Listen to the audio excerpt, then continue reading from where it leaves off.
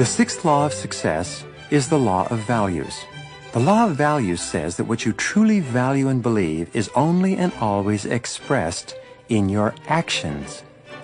You can tell the true values of others by looking at what they do, not at what they say.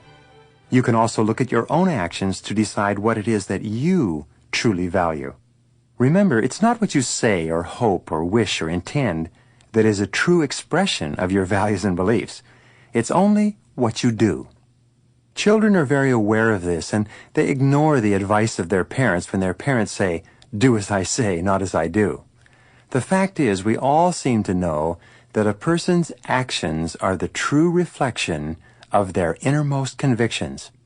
There's a great deal of confusion and unhappiness in the world today because many people feel that if they say something emphatically enough or write about it, it means that they truly believe it. But this is false. You only truly believe what you do. Your actions do speak far more loudly than your words. For example, if you truly believe in the values of persistence and dedication, it'll be evident in the things that you do every single day. If you truly believe in the values of honesty and integrity and self-discipline, you'll demonstrate these qualities in your every behavior. In fact, you can tell what a person values by looking at what they did in the past when the pressure was on. It's only when you're forced to make a choice that you know what it is you really value. For example, when you have to choose between family and work or between money and honesty, your true values come out. The wonderful and important thing about your values is that you can develop them in yourself by disciplining yourself to act consistent with them, even if you haven't yet made them a fixed part of your character. I'll explain this later in the program. The seventh law of success is the law of motivation, which says that everything you do is triggered by inner desires and urges and instincts, many of which may be at an unconscious level, and your attitudes and behaviors will be determined by your dominant motivations, by what you really want and need in life, not by what you think you want. This is an extension of the law of values, and it's very important for you to understand. There's a simple formula called the ABC formula of human motivation and human action. The ABC stands for antecedents, behavior, and consequences. The antecedents are the things that happen before the behavior. The behaviors are the things you do. The consequences are what happens as a result of your behavior. We know that psychologically only about 15% of your motivation comes from the antecedents, from what you read or learn or are told to do or not do. However, about 85% of your motivation comes from your expectations, what you think will happen. It's your beliefs about the consequences, about the future, that causes you to behave in a certain way. The clearer you are about the consequences of your actions, and the more intensely you desire to enjoy the consequences that your behaviors may lead to, the more motivated you'll be. This is why it's so important to have absolute clarity with regard to your goals in each area of your life in order for you to be motivated to perform at your very best. An important point with regard to the ABC formula is that your behaviors are not guaranteed to achieve the consequences that you desire. But every behavior or action that you engage in will generate a consequence of some kind. One of the most important parts of understanding motivation and behavior is to realize that both actions and inactions have consequences. What you do, as well as what you fail to do, will have a consequence in your future, and sometimes the consequences can be dramatic and long-lasting. A good exercise in success is for you to write out a description of the type of person that you'd like to be and the kind of life that you'd like to be living. The most powerful faculty that you have is your ability to think, your ability to understand. The more accurately you can think about who you are and what you want to accomplish and how to accomplish it, the more effective and successful you will be. The eighth law of success is the law of subconscious activity, and it has several applications. The first part of this law is that whatever thought or idea mixed with emotion you hold in your conscious mind will be accepted as a command by your subconscious mind.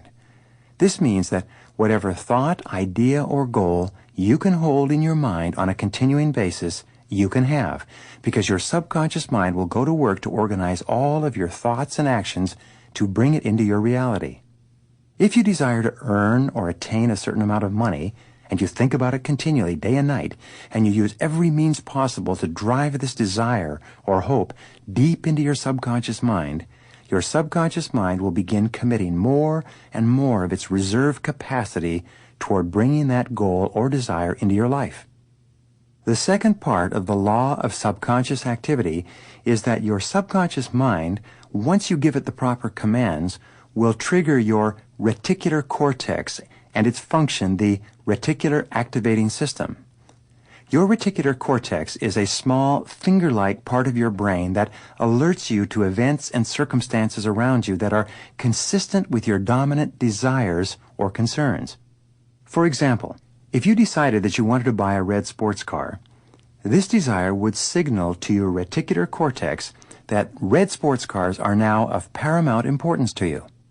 From that moment on, you would see red sports cars everywhere, even a block away. You would become extremely alert and sensitive to red sports cars as well as to the means of attaining one of them.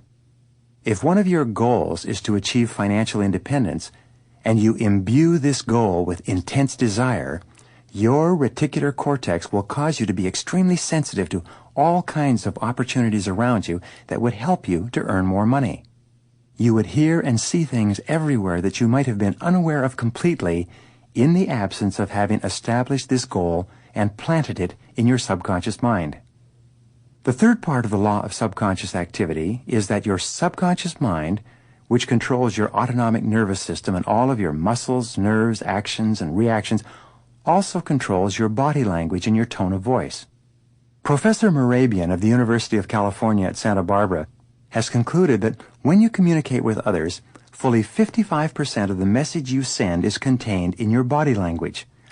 38% of the message you send is contained in your tone of voice, and only 7% of the message is contained in the actual words that you use.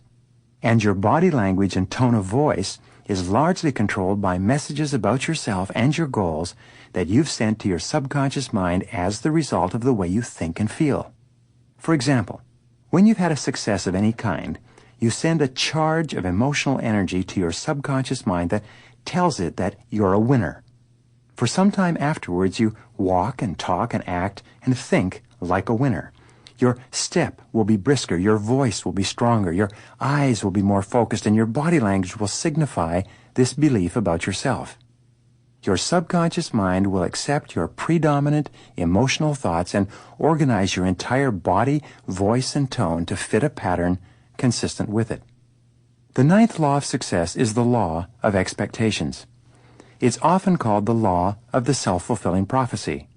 It's one of the most powerful of all laws because of its simplicity and its predictability. This law simply says that whatever you expect with confidence will have a tendency to materialize in your life. You get not what you want, but what you expect with the greatest intensity. For this reason, an attitude of positive self-expectancy seems to go hand in hand with great success in every area of your life. The wonderful thing about the law of expectations is that you have the power to manufacture your own expectations. You can decide to expect only good things to happen to you.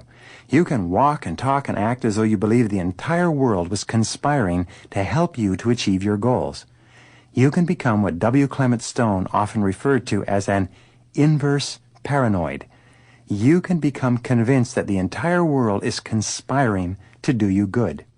The way that you apply the law of expectations is by confidently looking for the good in every person and every situation.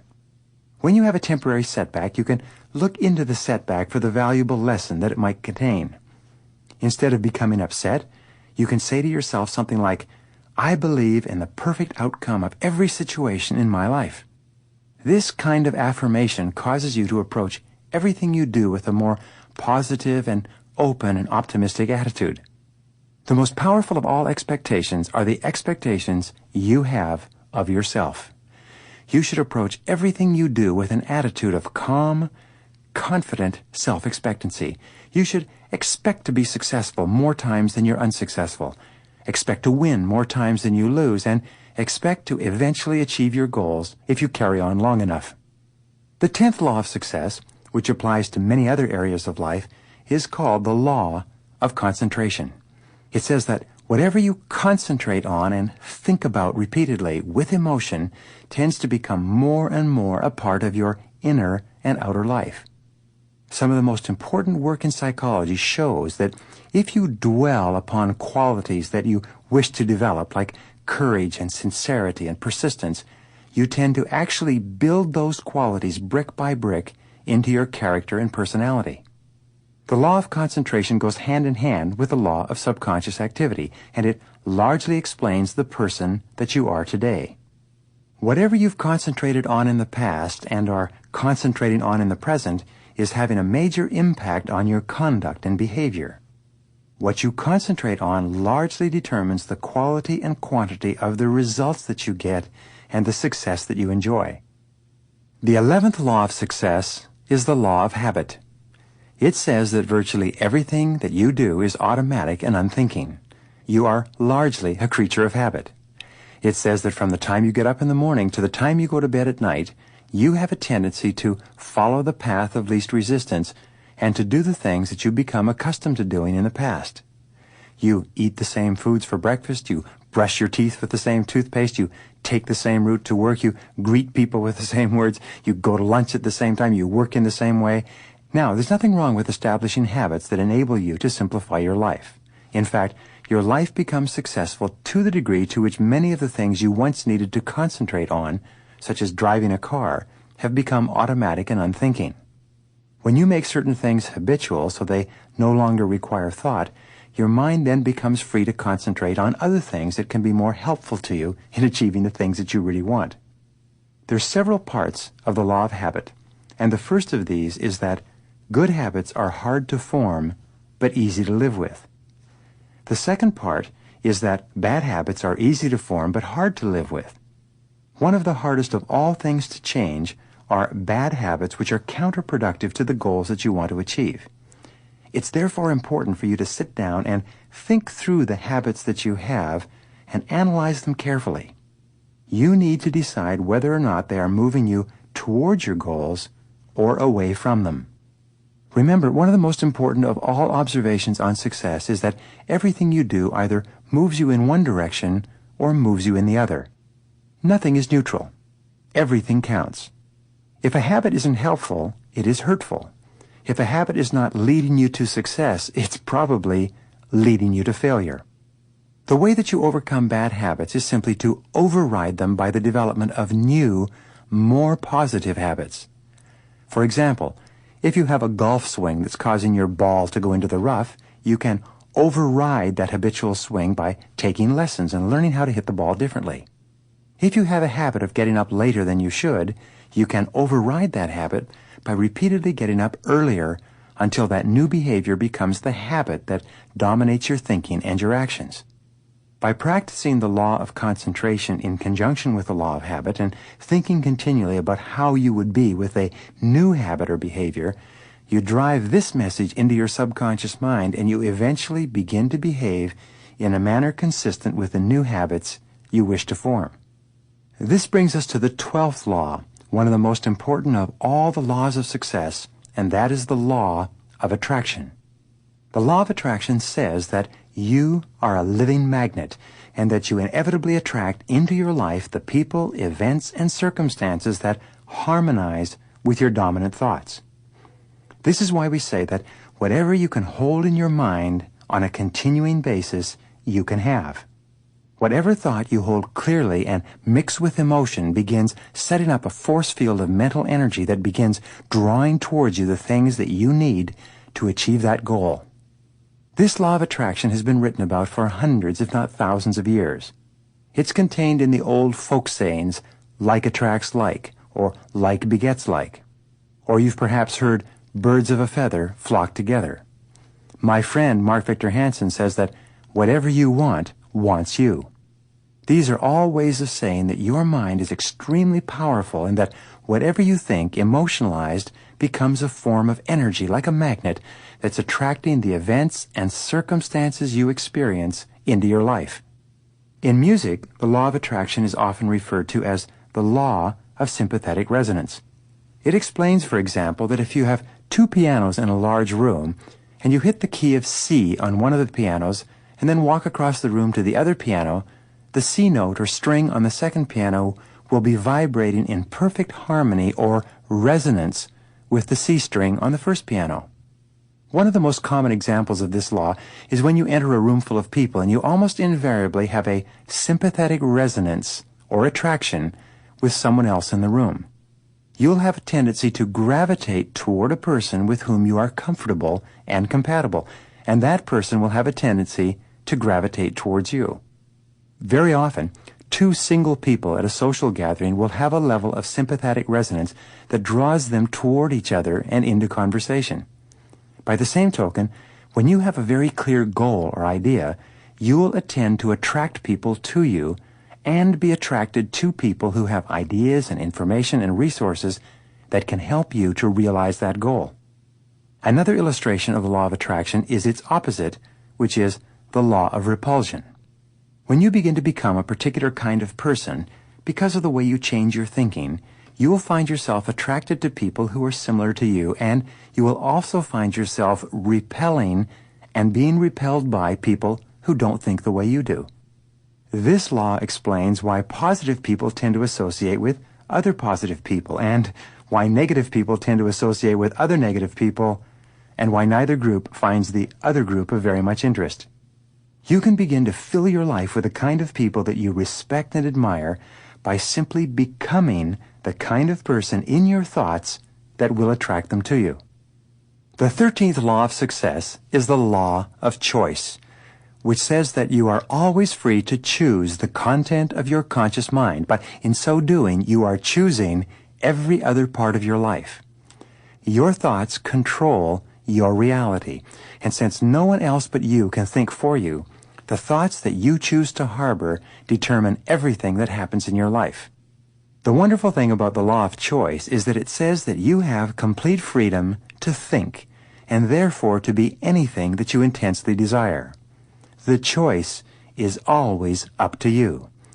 The law of choice also says that you are where you are and what you are because you have chosen to be there. If you're not happy with where you are and what you are, it's up to you to choose to be and do something else. The 14th law of success is the law of optimism, which simply says that a positive mental attitude goes hand in hand with success and happiness in virtually every dimension of life. The quality of optimism is the quality that makes you into a cheerful and pleasant person, a person that other people like and want to be around and help.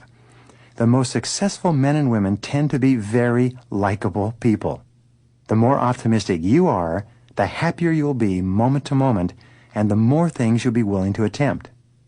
The 15th law of success, the law of change, says simply that change is inevitable.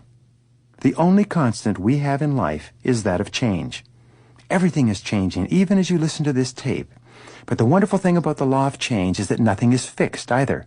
All progress requires change, and since change is happening in any case, you can be and have and do anything you want by simply harnessing the forces of change and taking advantage of them. The law of change also says that your life can only get better when you get better, but not until. It says that you can't remain the same and somehow improve. The law says that if you don't take advantage of change, you will end up being the victim of change. Things will happen over which you have little or no control, and you'll simply have to go along and adjust your actions and behaviors to whatever occurs. Now, let me tell you a story that is true in more cases than not. Once upon a time, there was a young man from an average home, with an average education, working at an average job, and who had an average group of friends. Like most average young men, he was primarily interested in girls and sports and television. He liked to have a good time, and he spent most of his money enjoying himself. He looked upon his job as a necessary evil that paid for his average lifestyle, and like most average people, he was going nowhere with his life. Then one day, something happened to him. Perhaps he read a book that woke him up, or listened to an audio program, or attended a motivational seminar. Whatever it was, he wasn't the same afterwards. He realized that he could choose to do and be something else. He applied the law of choice. By the law of change, he realized that his life could only improve if he began changing in a positive direction. Using the law of cause and effect, he made some decisions about what he wanted to accomplish, and then began searching out the causes of the effects he desired. By the law of optimism, he was positive toward himself and his possibilities. He expected good things to happen, triggering the law of expectations. He went to work on his thinking, and he began to dwell, the law of concentration, on his ideal lifestyle. By the law of subconscious activity, he began to walk and talk like the person he envisioned himself becoming. He also began noticing opportunities to advance himself that he hadn't seen before. As he changed his thinking, he triggered the law of mind and the law of mental equivalency, and he created a clear picture of his goals. By the law of correspondence, his outer world began to reflect his new, improved inner world.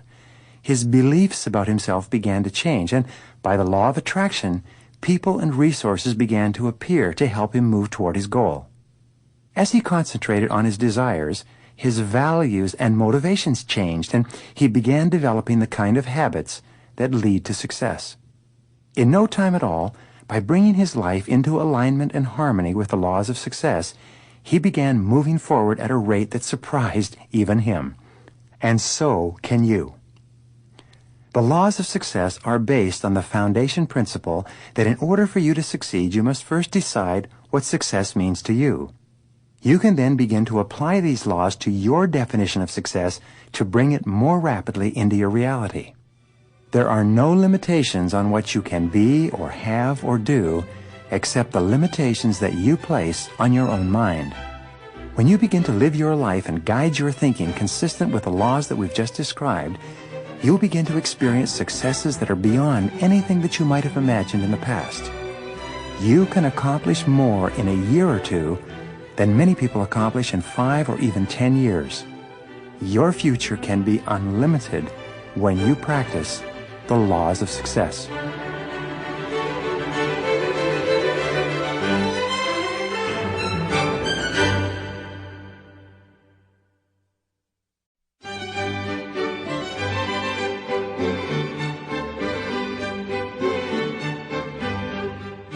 In the previous session, we talked about the laws of success and how they apply to your life and to everything that you do.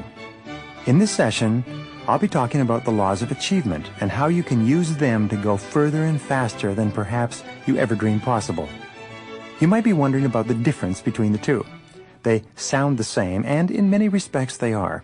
In effect, they're the flip sides of the coin, success and achievement. They're similar, but different in design and purpose. Success can be defined as wanting what you get. Success is not necessarily determined by material things or accomplishments. You can enjoy success simply by reaching the point where you are perfectly content with your life in every respect and you feel no dissatisfaction or pressing need for anything else. In this sense, you can be a success sitting by yourself in a quiet place, contemplating the world.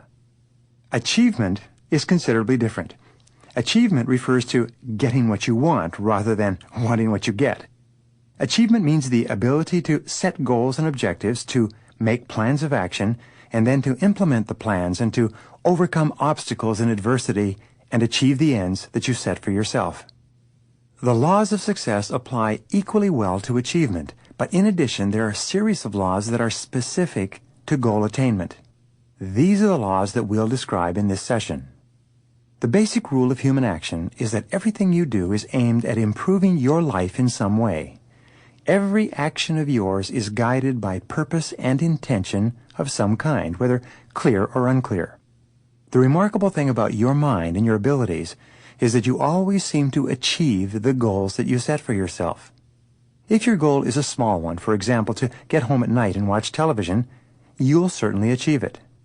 If your goal is a large one, to achieve financial success, prosperity, and prestige among the people you live and work with, you'll achieve that as well. Your mind contains a cybernetic, goal-seeking function. Once you've programmed an intense desire into your subconscious mind, your subconscious and your superconscious minds take on a power of their own which seems to drive you inevitably toward the attainment of your ideal. In this sense, goal achieving seems to happen almost automatically. The problem is always the setting of clear goals and the harnessing of your mental and physical energy behind those goals. When you learn to do that, the rest seems to happen with an almost irresistible inevitability. As we said in the first session, the application of these laws begins with your becoming perfectly clear about your ideal desired result or purpose. You need to determine where it is you want to end up. Just as you wouldn't go to the grocery store without a shopping list, you wouldn't think of living your life without a clear list of the things that you wish to attain and a written plan of action for the attainment of each of those things. Unfortunately, according to virtually every study, less than 3% of adult Americans have clear written goals and detailed plans. According to Mark McCormick in his book, What They Still Don't Teach You at the Harvard Business School, people with written goals accomplish 10 times as much in the same period of time as those with no written goals at all. In fact, you can move yourself into the top rank of Americans living today by the simple act of sitting down with a pad of paper and a pen and writing out where you intend to go and what you intend to do to get there over the next 3 to 5 years. You will immediately become a different person, and your chances of accomplishing what you have written down will go up by about 1,000%. In my seminars, I continually urge people to write down 10 things that they want to achieve in the next 12 months. I tell them that if they do this, at the end of 12 months they can reread the list and they will find that probably 8 of those 10 items have been achieved, sometimes in the most remarkable of ways. I've had countless graduates from my seminars come back and tell me this is exactly what happens. For example, an insurance executive from Houston took this recommendation from me at a seminar on a Thursday afternoon. The following Sunday he sat down and made a list of 10 things he wanted to accomplish within the next 12 months. The following evening, Monday, he opened the list and found, to his astonishment, that he had already accomplished 5 of his 10 one-year goals. He quickly wrote down 5 more goals, bringing his list back up to 10, and by the following Thursday evening, he had accomplished 5 more of the new list. He wrote and told me that he had achieved more in 5 days with written goals than he had expected to accomplish in an entire 12 months of hard work. Aside from clarity regarding your goals, there are 12 laws you need to know and practice if you really aspire to high achievement. The first law of achievement, and one of the most important laws that you'll ever learn, is the law of control. The law of control simply says that you feel positive about yourself to the degree to which you feel you are in control of your own life. The importance of control as a critical element in human personality and performance has long been recognized by the psychological profession. The term that psychologists use is locus of control. The locus or place of control refers to where you feel the control is in any particular part of your life. If you feel that you are self-determined and that you make the decisions that determine the direction of your activities, you're considered to have an internal locus of control. If you feel that you are controlled by your boss or your bills or your childhood experiences or your health or anything else, you're considered to have an external locus of control. Now, the location of this place of control in your own mind is the critical element in health and well-being. People with an internal locus of control, those who feel that they are behind the wheel of their own lives, tend to be low-stress, high-performance personalities. On the other hand, those with an external locus of control, those who feel that what they're doing is determined by other people and other pressures, have a high level of stress and a commensurately low level of performance. The research that's been done in cognitive psychology, the psychology of how you think and the relationship of your thinking to your health and happiness, concludes that a sense of control is absolutely essential for you to perform at your best. The first part of the law of control is the same as the law of change, which says that change is inevitable. Change is also scary for most people, and there's a deep-rooted desire on the part of the majority of human beings to avoid change of any kind, even positive change. However, goals allow you to control the direction of change and to assure that it is predominantly in the direction that you desire. Goals give you control over the critical elements of your life. Without goals, you are really driving down the highway of life with your hands off the wheel. The second part of the law of control is that controlled change tends to lead inevitably to greater achievement than uncontrolled change. The habit of working toward the accomplishment of important goals on a daily basis will assure that you will achieve at a far higher level than if you had no goals at all. This is, of course, obvious. The third part of the law is that to take control of your life, you must begin by taking control of your mind. Your ability to think the thoughts you want and to determine the goals and ideal results you desire is the starting point of all happiness and high attainment. Many people believe that life is a series of random occurrences and that things just happen by accident. They don't realize that by failing to plan, they're planning to fail. Nobody actually plans to live a life of underachievement and frustration, but by failing to decide specifically what they want, they end up living unconsciously and unintentionally, and what happens to them in life will appear to be a series of random occurrences over which they have little control. People who believe they have little control over their lives say things like, "You can't fight City Hall," or they say, "It's not what you know, it's who you know," or sometimes they say it's being in the right place at the right time. Many of these people believe that success is largely due to luck and to contacts and has very little to do with themselves. To show how prevalent this attitude is, in a recent survey, 63% of adult Americans revealed that they believed that the only way they were going to achieve financial independence was if they won a lottery of some kind. This means that the great majority of people think that their lives are simply one big crapshoot over which they can exert very little control. They are living by failing to plan, and they're planning to fail.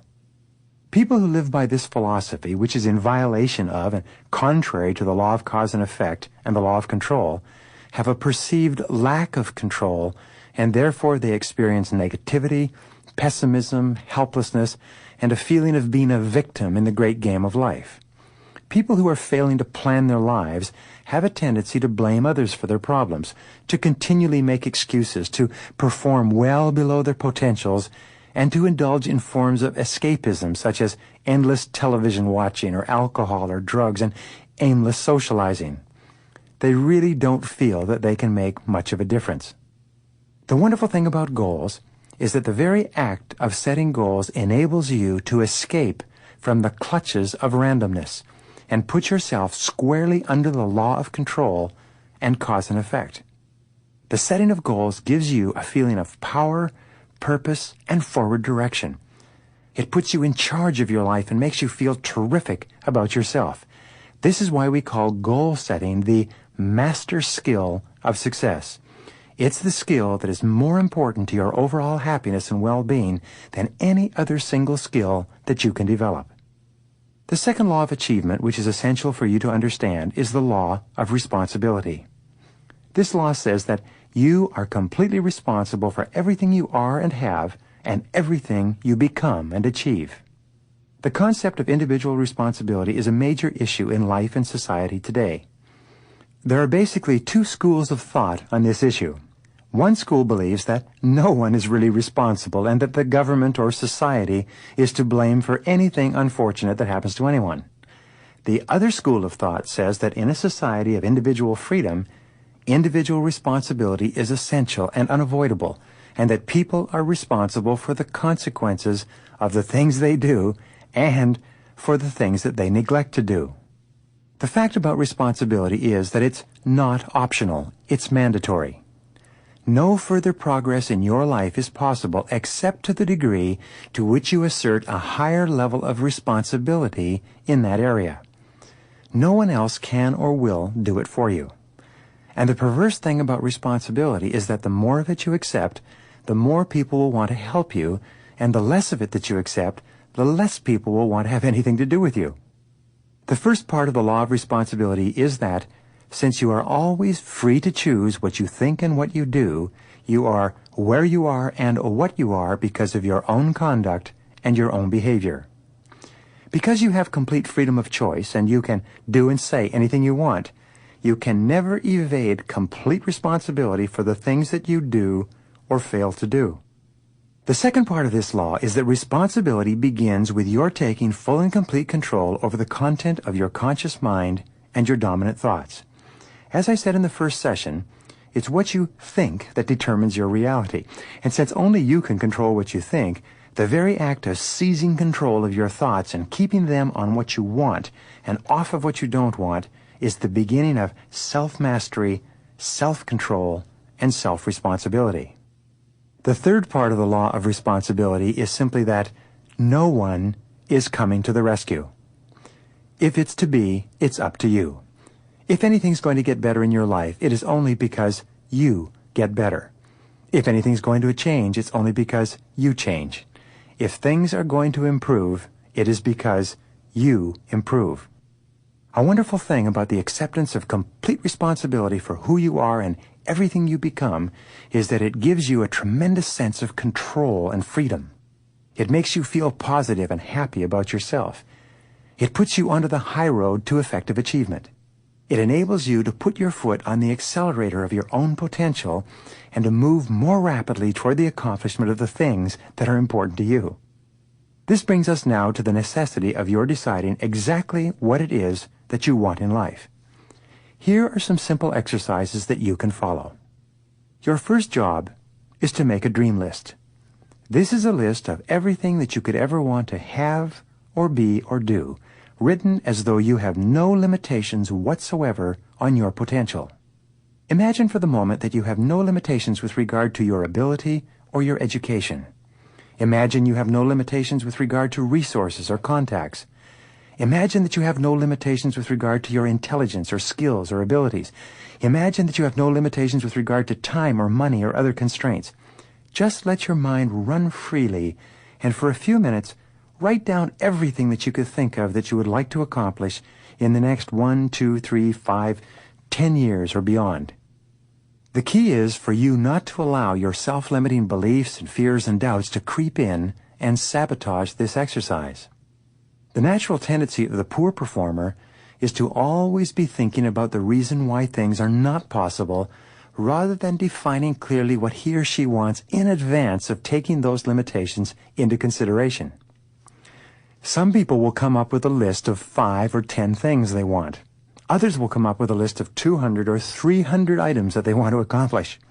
One very successful real estate broker, a friend of mine, started off in real estate by writing down everything he could possibly want in a spiral notebook. Over time, he filled many pages with hundreds of small and large goals. Eventually, he became extraordinarily successful in real estate and made an enormous amount of money with which he was able to achieve most of the goals he'd written down. As Tom Hopkins says, goals are the fuel in the furnace of achievement. This goes back to the law of motivation, which says that in order for there to be motivation, there must be a motive.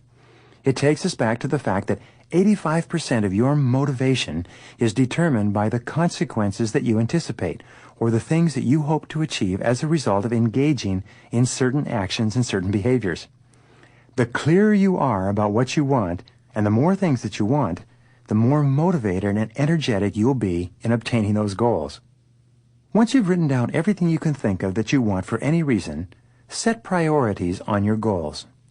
Go back over the list and write down either an A, a B, or a C next to each item. Next to the items that are most important to you, the ones that can make the greatest difference in your life and which you desire most intensely, write the letter A. Next to the things that you would really like to have, but which are not as important or as life-changing as the first category, you write the letter B. Next to each of the remaining items, things that you wrote down that would be nice for you to accomplish but which you don't care about passionately, write the letter C. The second part of this exercise is for you to transfer all of your A goals to a separate sheet of paper. Once you've done this, go back over these goals and organize them by writing A1 next to the most important goal, A2 next to the second most important goal, A3 next to the third most important goal, and so on until you've organized all of your A goals in order of importance to you. Your A1 goal should be your major definite purpose, the most important single goal in your life. All really successful men and women have goals in each important part of their lives, but also they have one goal which is their umbrella goal, the single most important thing they are working on at any given time. In looking at your goals, it's advisable for you to divide them into 3 categories as well. The first category is your personal and family goals. These are the reasons why you're doing what you're doing. It's very important for you to be crystal clear about the underlying reasons why you want the material and tangible goals that you're working for. Many people get sidetracked working for material things and lose all sight of the reasons why they're doing it. Your second set of goals are your career and your material goals. These are the what of your goal list. These are the things that you have to do in order to get to the why. The what, or business and financial goals on your list, will be things like career achievements, amounts of financial income, quantities of sales or profits. They're the money and the things of your life. Your third type of goals are your personal development goals. These are the how goals.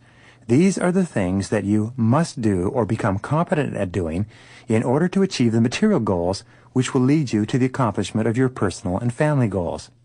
And you need to have a set of goals in each of these areas for your life to be in balance and for you to perform at your very best. Once you've taken your original list of goals and broken it down by A's, B's, and C's, and then transferred your A's onto a single page and organized them in order of priority, you're now ready to begin the planning stage. In the planning stage, you take a clean sheet of paper and you write your A1 goal at the top of the page in the present tense as though it were already a reality. For example, you could write, I earn $50,000 per year. Now, you use what we call the 20 idea method and write down a list of 20 things that you could do that would help you move toward the attainment of that goal. Write down everything you can think of. For example, you could write down, I could work harder and smarter in my current field and increase my productivity and income.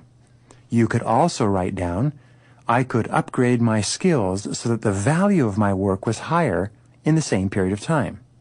Or you could write something completely different, such as, I could change my career or company completely and start at a different job or in a different industry. In any case, write down at least 20 activities that you could engage in to help you to achieve your goals.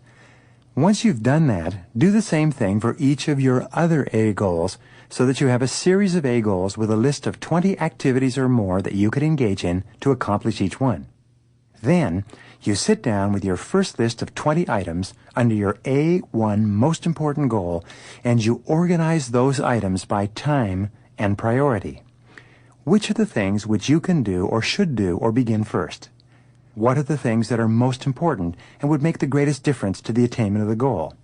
Write down an A or a B or a C next to each of the 20 items and then write down A1, A2, A3, B1, B2, B3, and so on next to the items so that you have organized them from beginning to end.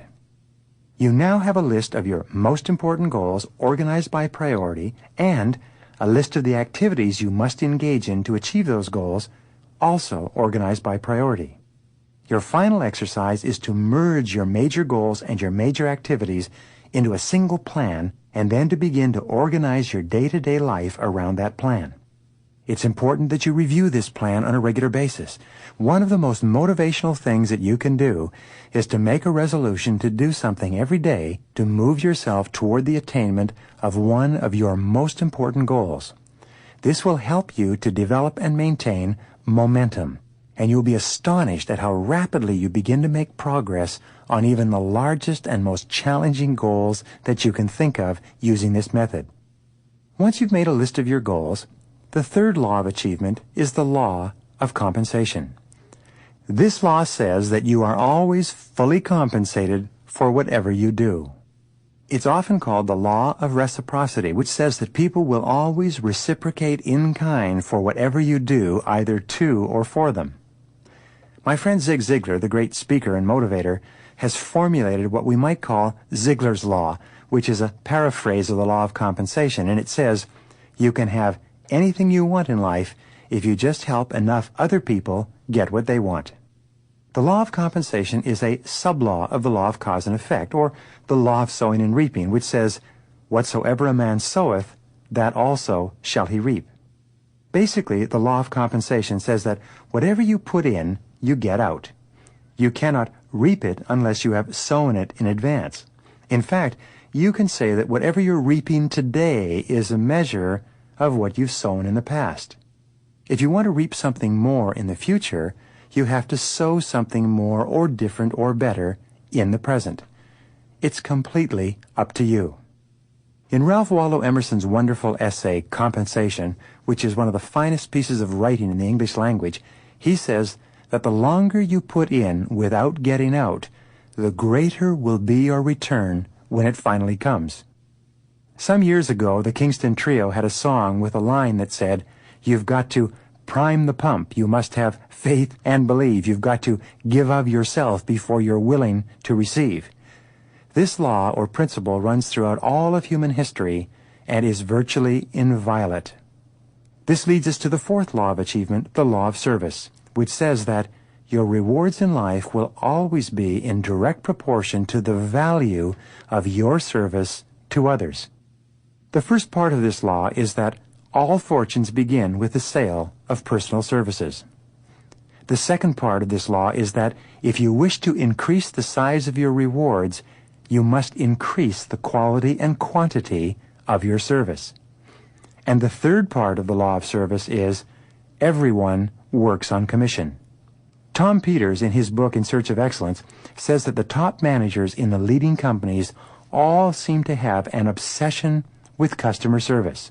The most successful men and women in our society are those who are able to lose themselves in serving the people who depend upon them, their customers, their employers, and others. When you combine the laws of compensation and of service, you have the key to obtaining anything that you really want. You'll get out exactly what you put in, and wonderfully enough, you have complete control over what you put in. When you devote yourself completely to serving your customers, your boss, your staff, the people who purchase or use your products and services, it gives you a tremendous feeling of meaning and purpose. It causes you to feel that you are really making a difference in the world. In his book, The Achievers by Alan Cox, he says that the most successful people in any corporation are those who are able to lose themselves in their jobs and in serving their customers. When you start to throw your whole heart into making your customers happy and serving them better than anyone else, you'll be putting both your career and your financial life onto the fast track.